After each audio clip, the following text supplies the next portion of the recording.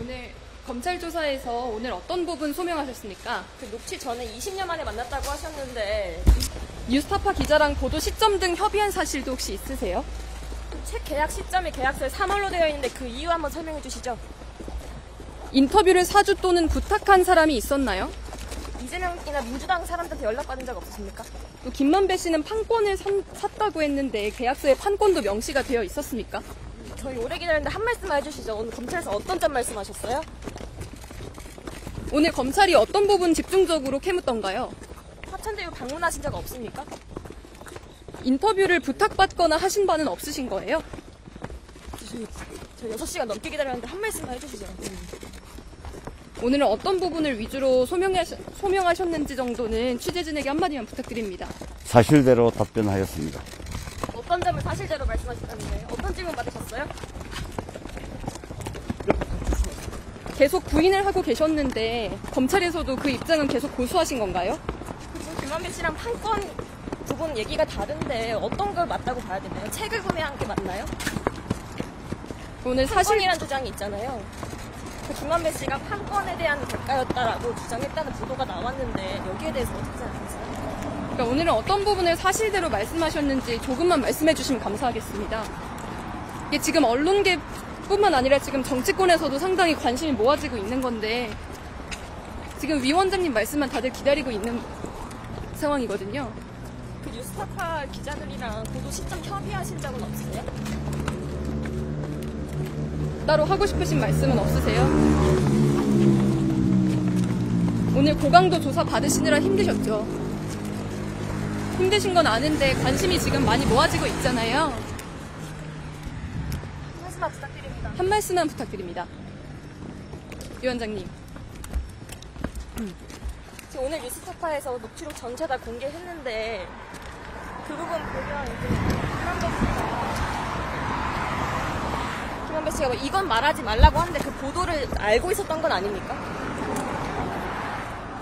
오늘 그 힘드신 것도 이해하는데 사실대로 말씀하셨다는 부분은 어떤 건지 조금만 부탁드리겠습니다. 조사 되게 장시간 받으셨잖아요.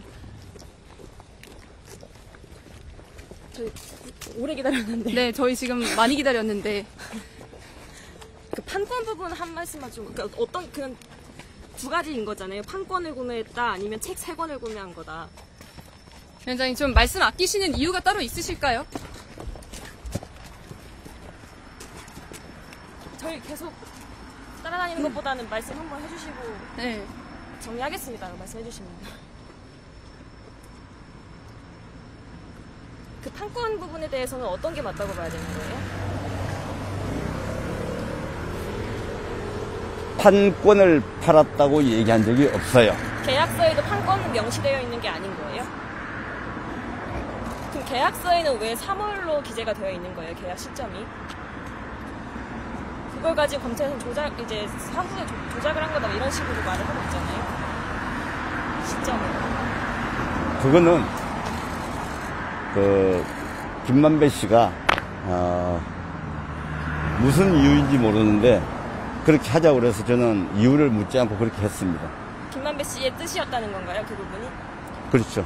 근데 이제 그게 이 계약서가 한 장이기 때문에 김만배 씨가 그걸 잘 기억을 못할 수도 있습니다. 그게 무슨 이 중차에 대한 문제가 아니라고 생각할 수도 있으니까. 네, 그리고 김만배 씨와 15년 또는 20년 만에 만나셨다고 했는데 장기간이라고 생각하십니까? 그러니까 재작년 여름에 화천대유 사무실 방문한 사실도 혹시 있으실까요? 재작년이라는 몇 년이죠? 21년도 여름입니다. 유령이 갔나요? 예? 유령이 갔나요? 가신 적 없다는 말씀이신가요? 2021년 2021년 여름에 화천대유 사무실 방문한 적이 있다 이런 진술이 나왔다는 보도가 나와가지고요. 그럼 뭐 여러분들이 그 증거를 갖다 대세요. 그래서 제일 직접 당사자께 여쭤보는 거니까.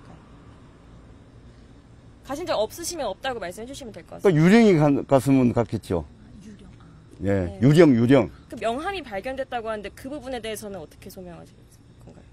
거기에 제 명함이 있다고요? 그랬다고 보도가 나왔습니다. 저는 그 믿을 수 없습니다. 그러면 김만배 씨와 만난 거는 2021년 그러니까 재작년 9월이 15년 또는 20년 만에 처음인 게 맞다는 말씀이신 거죠? 그러니까 그 기간은 서로 기억에 의존해서 얘기를 한 것이기 때문에 그 기간이 또 뭐 몇 년이나 그렇지만 장시간이었던 거고, 9월 14일 그러니까 9월 15일 만나기 전에 9월 14일 전화를 한 거죠. 그럼 9월 15일에 처음 만난 거죠. 그 장기간 동안 소통이 전혀 없다가. 그럼 이제 그 뉴스타파 기자와 이런 보도 시점 같은 걸 협의했지 않느냐 이런 의혹도 있는데 여기에 대해서는 좀 어떻게 생각하세요?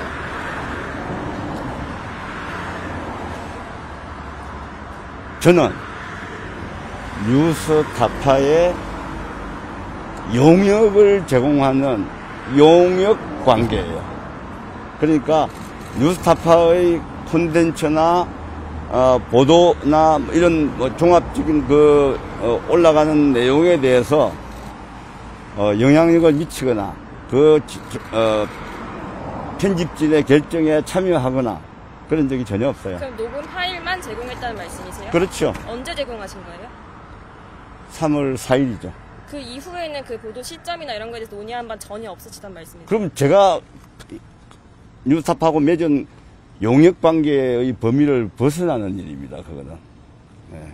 그러면 이 인터뷰 관련해서 누군가에게 부탁을 받거나 특히 민주당 측 인사로부터 좀 부탁을 받거나 이런 부분 전혀 없나요? 여러분들 그걸 제가 말씀드리기 전에 여러분들이 상상을 해서 지금 하는 질문이라고 생각을 해요. 여러 가지 가능성에 대한 질문을 드리는 거니까요. 가능성이요? 제로. 그리고 그 김만배 씨가 어제 출소하면서 녹음되는 사실 몰랐다. 이거는 뭐 신앙 선배가 나한테 사과해야 될 일이다. 이렇게 말씀하셨는데 그 부분에 대해서는 좀 어떻게 생각하십니까? 당연히 사과해야 될 일이죠. 네. 그 공개한 녹취록 보니까 뭐 일부 부분에서 이거는 절대 나가면 안 돼라고 지칭해서 지목하는 부분이 있던데 그러면 이게 보도를 좀 염두에 두고 있었던 발언이라고 해석할 수는 없을까요? 그렇게 해석합니까? 이건 나가면 안 돼라는 것은 저는 어떻게 해석했냐? 보도가 되면 안 된다는 것뿐만이 아니고 다른 사람한테 알려주면 안 된다 그런 뜻이에요. 저는 그런 식으로 해석을 했어요. 네. 김만배 씨는 그 대화가 보도될 거라는 걸 전혀 모르고 한 말이었다는 말씀이신 거죠? 만약에 그렇다면 나가면 안 된다는 거니까 보도하지 말라는 거죠. 여러분들이 생각하는 거하고 정반대예요. 근데 뉴스타파 녹취록이 전체가 다 그 당시에 공개가 된 게 아니라 일부만 약간 왜곡해서 보도가 됐다라고 지금 지적이 나오고 있는데 여기에 대해서는 혹시 어떻게 생각하세요? 어떤 왜곡이 있었다고 생각해요? 그 왜곡을 지적해보세요. 그러니까 예를 들면 박길배 검사 얘기가 나왔는데 윤석열이 커피 타줬다 부분만 더 강조해서 보도가 됐다 이런 식으로 지금, 네. 뉴스타파의 영상 녹음 파일을 보면 윤석열 검사가 커피를 타준 게 아니고 박길배 검사가 타준 걸로 그렇게 돼 있을걸요? 그 3월 6일 시점 보도에는 그 박길배 검사 부분이 땡땡 검사로 되어 있고 윤석열 부분이 강조돼서 보도가 됐다 이렇게 해석하는 경우도 있는데요.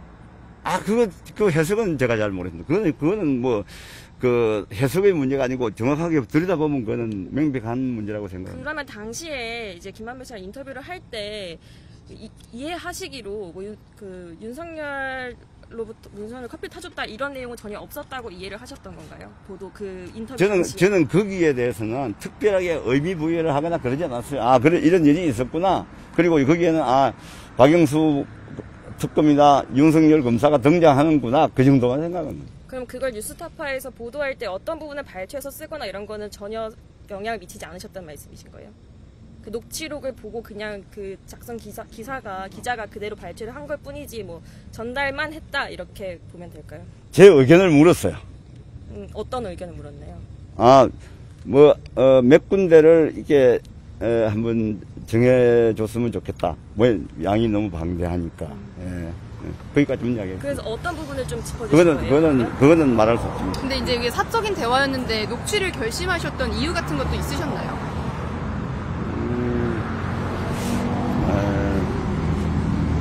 원체 어려운 사건이고, 그죠?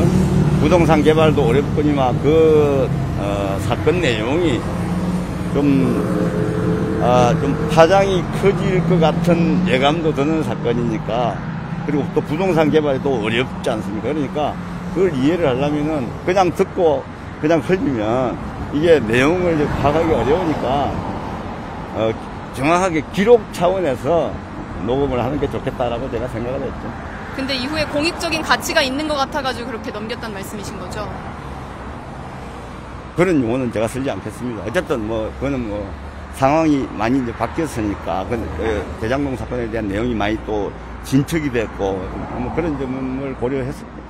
그 책 가격에 대해서 이제 어제 김만배 씨 출소하면서 예술적 가치가 있어서 그 정도 지불할 만했다 이런 식으로 설명을 했는데, 그 예전 기자회견 때도 말씀하시긴 했지만 그 가격이 일반의 시각에서 이해하기에 좀 과하다 그래서 그렇기 때문에 어떤 인터뷰에 대한 대가가 아니었냐 이런 분석이 나오는 거잖아요. 이 부분에 대해서 혹시 또 해주실 말씀 없을까요? 그러니까 책의 형식을 띈, 책은 책인데 책의 모양을 띈 데이터베이스입니다. 거기에는 여러분들한테 제가 보여드린 것처럼 어떤 이야기나 스토리는 없고, 그러니까 그 촘촘한 지도만 있기 때문에 그게 이제 인물에 대한 지도 데이터베이스입니다. 그런 거죠. 그러니까 그런 걸 감안하시면 됩니다. 그 정보를 1억 6천만 원에 팔았다고 보시는 거예요? 데이터베이스니까. 그 데이터베이스는 한번 가지고 가면 그것을 복사한다든가 가공한다든가 해가지고 사용한 게 그냥 무궁무진하게 사용할 수 있는 데이터베이스예요. 그러니까 자꾸 책값이 어떠냐는 거예요. 책의 형식을 띠지만 이것은 데이터베이스다. 그러면 그게 판권을 샀다는 김만배 씨의 주장과 일치하는 부분이 아니, 있는 건가요? 김만배 씨가 그걸 판권을 샀다고 말했는지 오늘 지금 제가 처음 듣는 겁니다. 그러면 어쨌거나 그 정보를 어떤 식으로든 가공하고 이용할 수 있는 권리를 함께 넘겼다고 보신 거예요? 김만배 씨? 아닙니다. 그러면 책을 1억 2천만 원에 파신 게 맞잖아요. 아니죠. 그러니까 다른 사람한테 양도하지 말고, 그리고 이걸 가지고 다시 가공하지 않는 그런 부대 조건이 붙어 있습니다. 그러니까 이 데이터베이스를 개인적으로 활용하는 것은 아무 상관없다. 그럼 다른 사람한테도 그 정도 가격에 파셨어요? 그거는 제가 여기서 답변하지 않겠습니다. 그 한 5천만 원 정도에 팔았다고 예전 기자회견에서 말씀하신 것 같은데. 네, 사실입니다. 그거 말고 남은 책도 있나요? 있습니다. 얼마나 있나요? 그거는 제가 말씀드릴 수 없습니다. 그 남은 책도 이제 그 정도의 값을 매겨서 판매할 계획이신가요? 그러니까 지금 말씀드린 것처럼 데이터베이스이기 때문에 그게 1억 5천만 원 이상을 받아야지, 이제 1억 5천만 원 이하로 받는 것은 제가 어떤 판단을 내서 이런 경우에 어떤 사용자의 어떤 형편이라든가 이런 걸 고려해서 제가 그걸 낮출 수는 있지만 원칙적으로는 1억 5천 이상을 받아야 되는 데이터베이스죠. 그렇게 생각하고 있습니다.